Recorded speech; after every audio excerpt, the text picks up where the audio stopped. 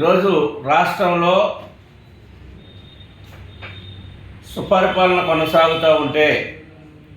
కూటమి ప్రభుత్వం వచ్చిన తర్వాత ఆంధ్రప్రదేశ్లో ప్రజలందరూ కూడా చాలా సంతోషంతో ప్రశాంతమైనటువంటి వాతావరణంలో ప్రజలందరూ కూడా స్వేచ్ఛగా జీవిస్తున్నటువంటి తరుణంలో ఈ రాష్ట్రంలో పరిపాలన కొనసాగకూడదన్నటువంటి ఒక లక్ష్యం పెట్టుకొని వైఎస్ఆర్సీపీ పార్టీ జగన్మోహన్ రెడ్డి గారి యొక్క డైరెక్షన్లో రాష్ట్రంలో ఎక్కడా కూడా పరిపాలన సక్రమంగా సాగకూడదు, అల్లకుల్లాలు జరగాలి, ప్రశాంతమైనటువంటి పరిపాలన అడ్మినిస్ట్రేషన్ ప్రజలకు అందకూడదు అనేటువంటి ఆలోచనతోనే ఈరోజున రాష్ట్రంలో వైఎస్ఆర్ పార్టీ అనేకమైనటువంటి ఆరోపణలు చేస్తూ, గుడ్డు ఆరోపణలు చేస్తూ ఒకవైపున 16,000 మందికి ఉపాధ్యాయులుగా పోస్టింగ్ ఇచ్చి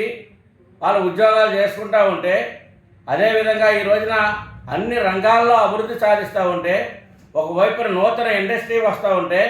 ఉద్యోగ అవకాశాలు వస్తూ ఉంటే, ప్రజలకి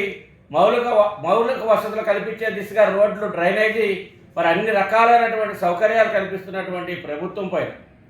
దుష్ప్రచారం చేస్తూ లాండ్ ఆర్డర్ ప్రాబ్లం సృష్టించాలి, పరిపాలన రంగం అనేది కుంటుపడాలి,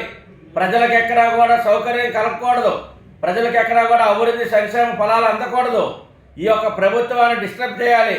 ప్రజల యొక్క మైండ్ సెట్ మార్చాలన్నటువంటి ఆలోచనతోనే ఈరోజున వైఎస్ఆర్ పార్టీ కుట్ర చేస్తూ ఉంది. ఇవన్నీ కూడా ఆంధ్రప్రదేశ్లో ఉన్నటువంటి 5.5 కోట్ల మంది గమనించవలసినటువంటి అవసరం ఉంది.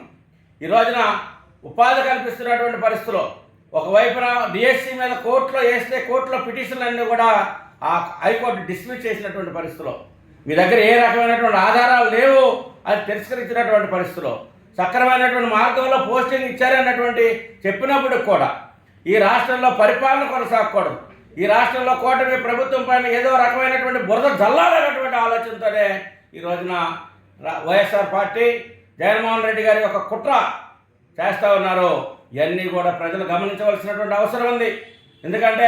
ఈ రోజున వ్యవసాయ రంగంలో కానీ, వాయిద్య రంగంలో కానీ, ఒకవైపున మౌలిక వసతుల్లో కల్పనలో కానీ, అదేవిధంగా ఏదైతే ఈ రోజున విద్యారంగంలో కానీ అనేకమైనటువంటి పెను మార్పులు తీసుకొస్తూ ప్రజలకి సక్రమైనటువంటి పరిపాలన అందిస్తూ ఉంటే, ఈ రోజున జగన్మోహన్ రెడ్డి గారు ఇక్కడ పరిపాలన కుంటుపడాలి, పరిపాలన జరగకూడదు, అన్ని రకాలైనటువంటి ప్రశాంతమైనటువంటి వాతావరణంలో ఆంధ్రప్రదేశ్ ప్రజలు కానీ పరిపాలన కానీ ఉండకూడదు అన్నటువంటి లక్ష్యంతో ఈరోజు చేస్తూ ఉంది. ఇప్పటికైనా తస్మా జాగ్రత్త, ప్రజలందరూ కూడా ఆలోచన చేయండి. వైఎస్ఆర్ పార్టీని ఇప్పుడు హెచ్చరిస్తూ ఉన్నాం, ఇప్పటికైనా మీ ఒక వంకర బుద్ధిని మార్చుకోకపోతే ప్రజల రేపొద్దున 11కి ఒక సీట్ ఇచ్చే పరిస్థితి వస్తుందని చెప్పేసి హెచ్చరిస్తున్నాం. ఇప్పటికైనా మీ ఒక విధానాన్ని మార్చుకోవాలని చెప్పేసి వైఎస్ఆర్ పార్టీని తీవ్రంగా హెచ్చరిస్తాం.